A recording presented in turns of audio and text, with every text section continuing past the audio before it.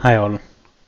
अभी हम ये ज्योमेट्री में सेकंड टॉपिक देखते हैं, रोम्बस। हम डायरेक्ट टॉपिक पर ही आते हैं, ठीक है नहीं। तो रोम्बस को हम लोग क्या समचतुर्भुज भी बोलते हैं, ठीक है ना। हिंदी में हम इसको समचतुर्भुज बोलते हैं। तो इसकी बेसिक जो ज्योमेट्री है उसकी बात करते हैं। बेसिक ज्योमेट्री मतलब ये कैसा दिखता है आपका, ठीक है ना। इसकी सकल स्ट्रक्चर कैसी है, कुछ ऐसे करके रहता है। जैसे माना ये ए बी सी और ये आपका हो गया डी। इसका ये थोड़ा सा ज़्यादा मोटा चल रहा है, ठीक है नहीं। तो ये हमारा बेसिक रोम्बस होता है। ओके, अब हम इसकी प्रॉपर्टीज को लेके बात करते हैं।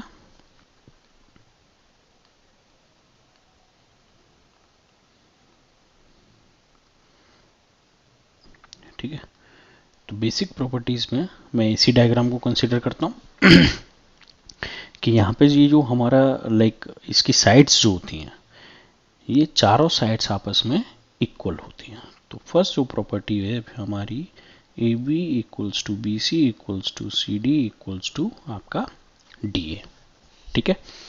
रोम्बस एक स्पेशल टाइप का क्वाड्रिलेटरल, मतलब एक अलग तरीके का चतुर्भुज होता है, एक स्पेशल चतुर्भुज होता है जिसकी कि ये चारों साइड्स आपकी इक्वल होती हैं। अगर आपको याद हो तो ये चारों साइड्स आपकी स्क्वायर में भी होती हैं, ठीक है ना, जो कि अपन वर्ग जो बोलते हैं, उसमें भी चारों साइड्स इक्वल होती हैं, ठीक है। अब बात करते हैं हम सेकंड पॉइंट, सेकंड प्रॉपर्टी। इसकी आमने सामने वाली साइड्स हैं, जैसे A D parallel to B C होगा आपका, और आपका हो गया A B parallel to C D, like D C, ठीक है। मतलब आमने सामने, लाइक फ्रंट साइड्स जो होती हैं वो आपकी हमेशा क्या होती हैं, इसमें पैरेलल होती हैं। लाइक ये साइड इसके पैरेलल होगी, ठीक है, ये वाली साइड इसके पैरेलल होगी, करेक्ट, ठीक है ना। जैसे आपके स्क्वायर में भी ये प्रॉपर्टी फॉलो होती है, लेकिन इसमें ये जो एंगल हैं आपके, थर्ड प्रॉपर्टी की बात करते हैं हम लोग। प्रॉपर्टीज को सेम कलर में लिखते हैं। एंगल ए जो होगा, like it's not equals to like angle B, right. या फिर आप ऐसे समझिए कि लाइक इसके जो एंगल होते हैं रोम्बस के, वो 90 डिग्री होना जरूरी नहीं है। अगर 90 डिग्री हो जाएगा तो ये, अगर रोम्बस के एंगल 90 डिग्री हो गए तो ये आपस में क्या हो जाएगा, फिर स्क्वायर कन्वर्ट हो जाएगा, ठीक है नहीं। इसके ये 90 डिग्री होना, ये वाले एंगल कोई ज़रूरी नहीं है, ठीक है। फोर्थ प्रॉपर्टी पे आते हैं।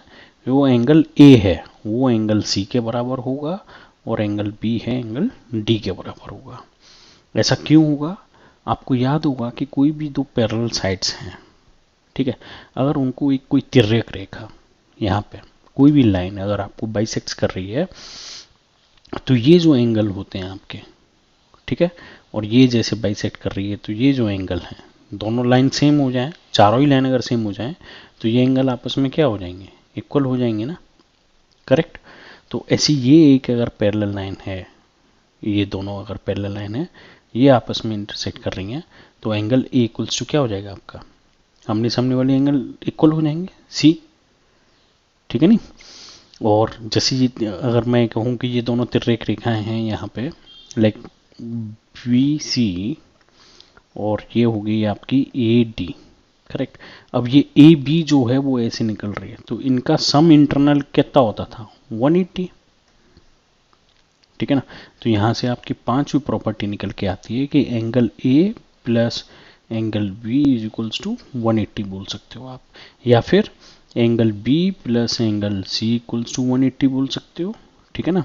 वैसे ही angle C plus angle D equals to 180 बोल सकते हो, और angle D plus angle A equals to आप कितना बोल पाओगे यहाँ, 180 बोल पाओगे, ठीक है नहीं। तो ये इंटरनल कोई भी दो एंगल हैं, ये पैरेलल लाइन वाला आपको याद रखना है, तो उसकी वजह से ये सारे के सारे चारों एंगल आपके क्या हो जाते हैं, इक्वल हो जाते हैं, ठीक है ना।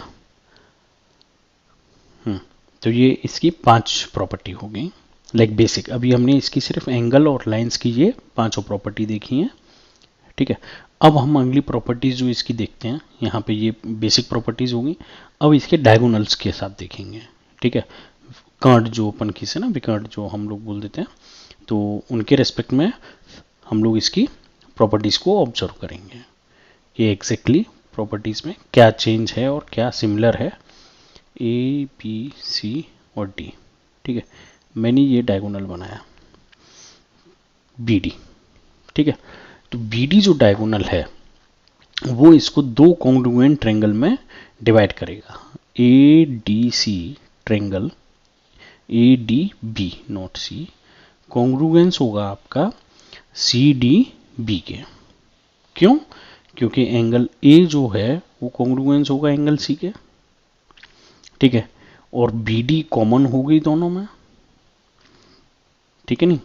और साइड जो ए बी है वो आपकी सी डी के इक्वल होगी और ये पैरेलल भी होगी, A B parallel to C D होगी। ऐसे ही आपकी ए डी जो है वो इक्वल होगी बी सी के, और ए डी पैरेलल भी होगी बी सी के, करेक्ट।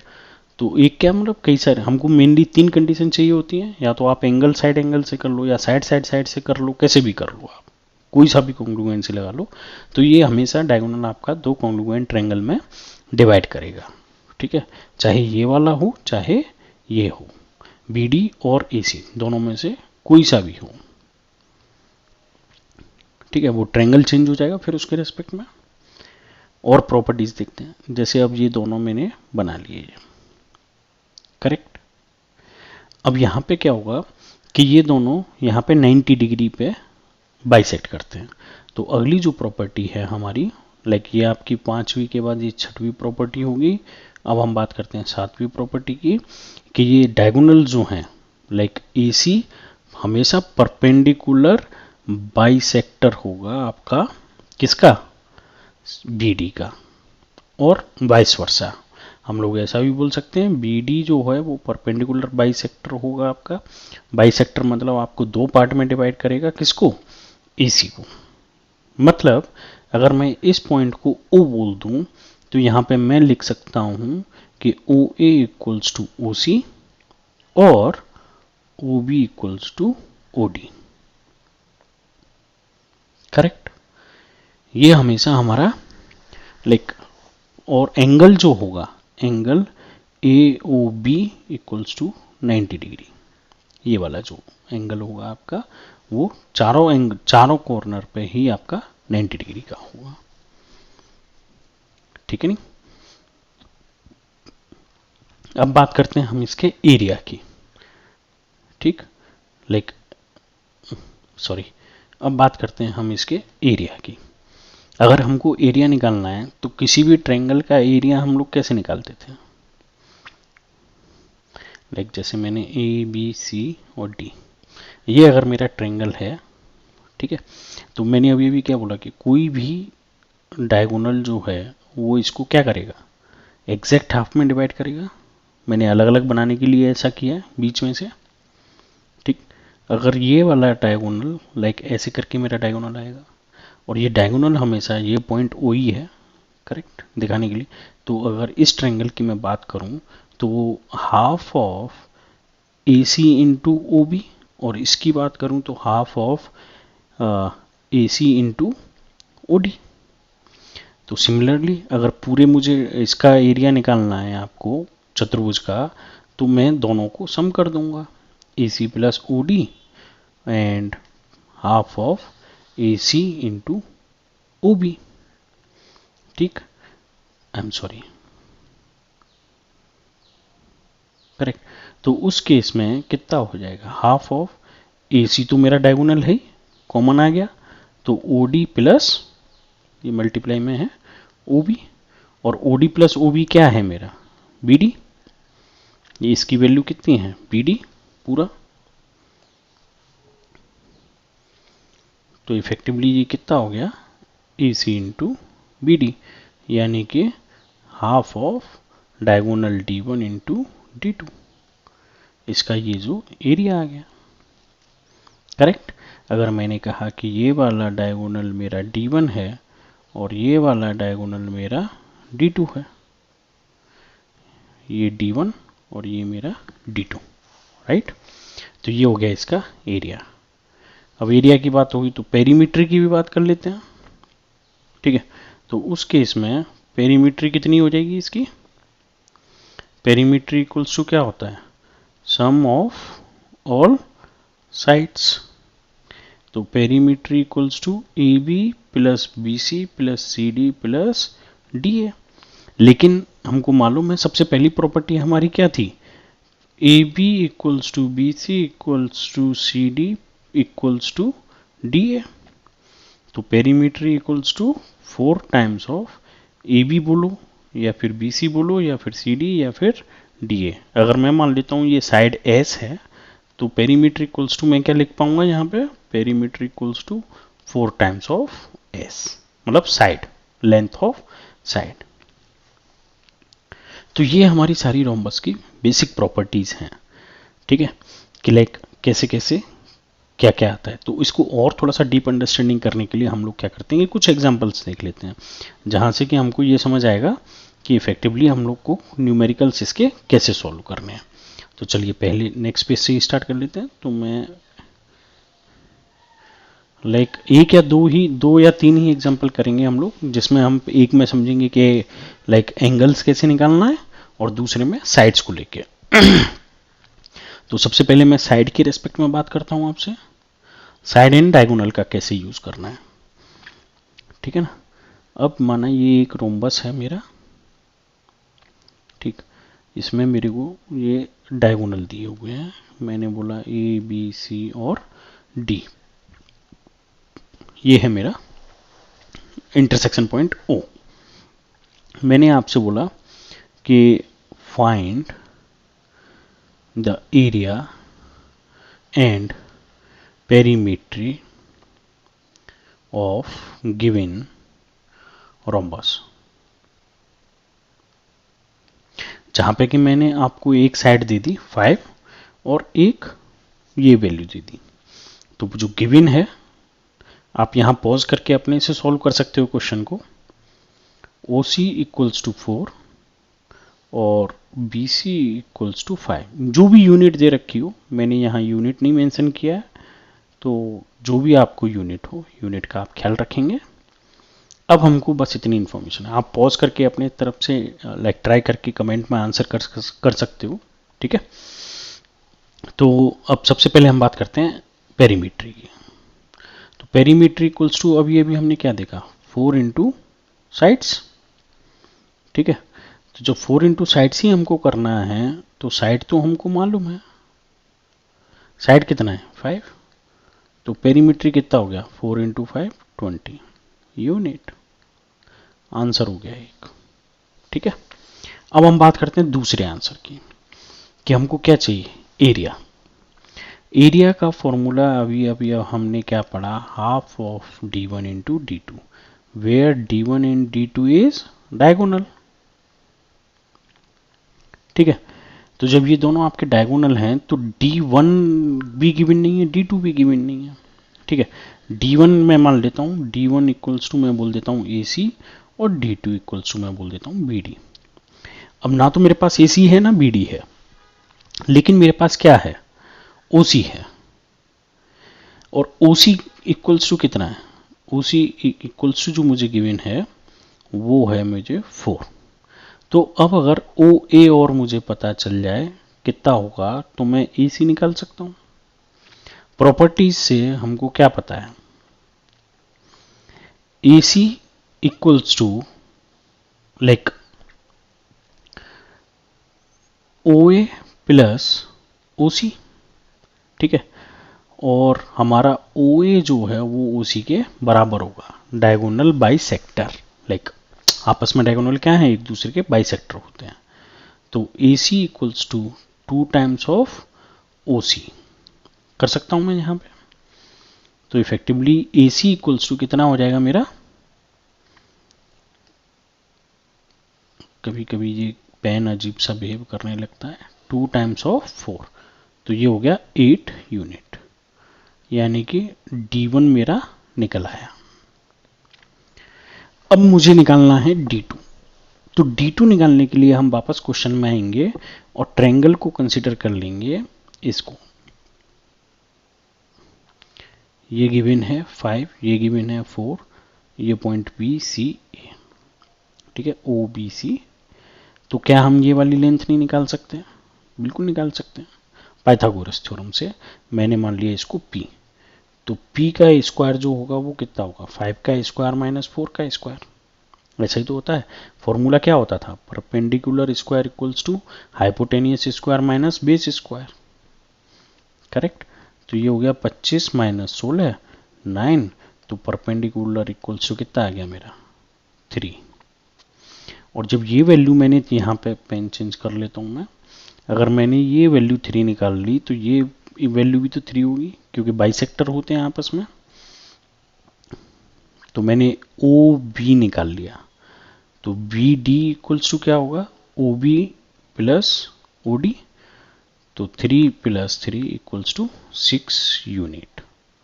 ठीक है। तो ये आ गया मेरा D2।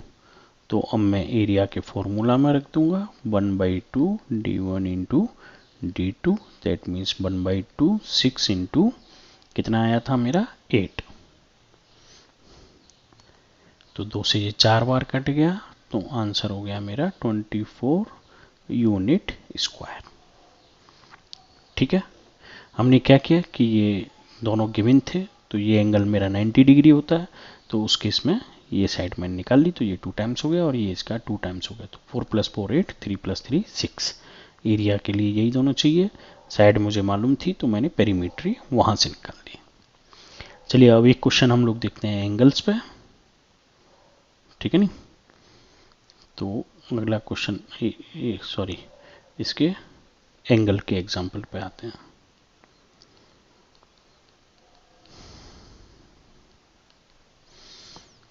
ठीक। तो जैसे ये यहाँ पे मेरे को एक रोम्बस दिया हुआ है। ठीक। ओ आई एम सॉरी,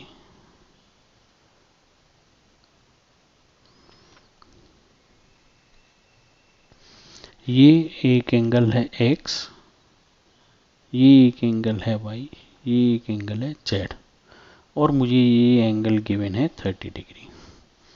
तो मैंने बोला find x, y and z in the given rhombus,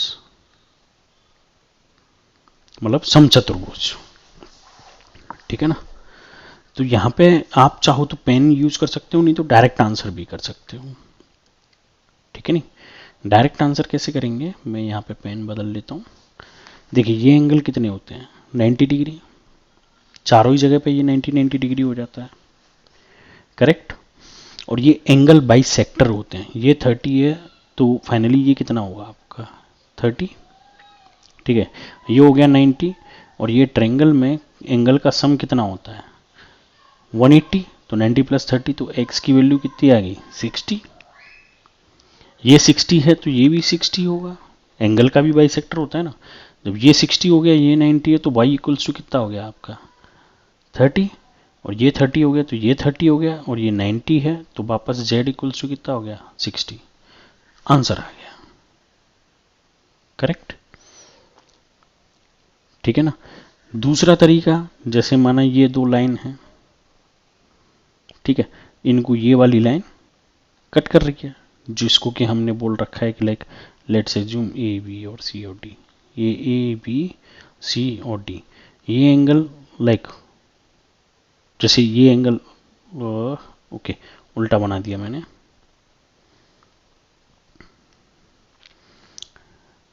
ठीक है। जैसे ये एक एंगल है और ये एक एंगल है, जैसे ए बी सी और डी, ये अगर 30 है, राइट, तो अगर आप देखेंगे तो ये पैरेलल लाइन होगी ना दोनों, और ये एक तिर्यक रेखा इसको काट रही है, तो ये एंगल हमेशा इसके इक्वल होगा। तो ये 30 हो गया, ये 30 है, तो by default by equals to 30 आ गया आपका। और x और z बाई डिफॉल्ट आपस में बराबर होंगे। क्यों? क्योंकि ये दोनों लाइन को ये कट कर रहे हैं यहाँ पे। तो ये हो गया x और ये हो गया z, तो ये आपस में z एंगल जो हमारा बनता है ठीक है नहीं, इक्वेशंस लिख लिख के अगर आपको करना है तो कर सकते हो, वो इक्वेशंस आप लिखोगे तो दैट्स फाइन, ठीक है। लेकिन क्वेश्चन को डायरेक्टली देख के हमको टाइम ना स्पेंड करते हुए हम लोग वैसे भी कर सकते हैं। चलिए इक्वेशंस के रेस्पेक्ट में देखते हैं। तो ट्रायंगल ओ बी सी, ये ओ पॉइंट है, तो एंगल सी इक्वल्स टू आपको गिवन है 30 डिग्री, और एंगल ओ जो है बाय डिफॉल्ट होगा 90 डिग्री, राइट। तो angle B is equals to कितना होगा, ये हमको पता करना है।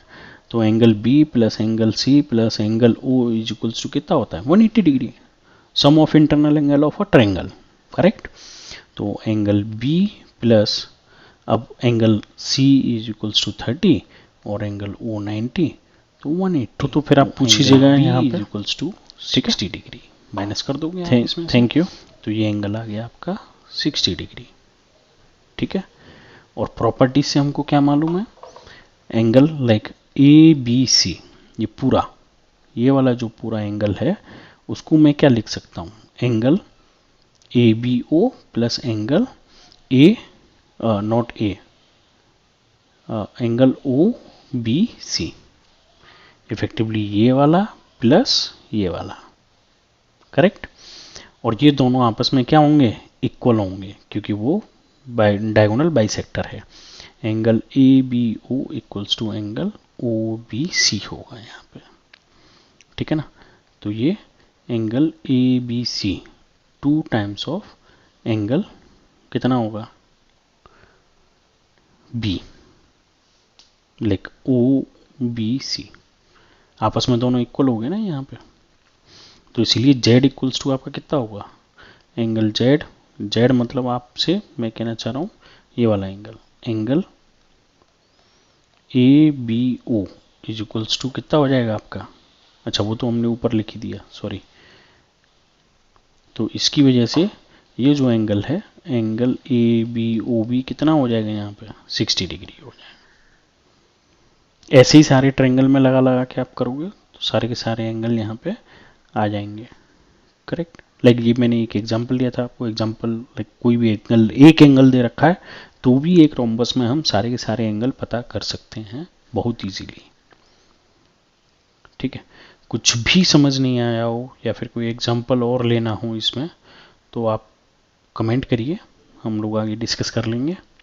वीडियो की ज़्यादा लेंथ नहीं बढ़ाते हैं। Thank you.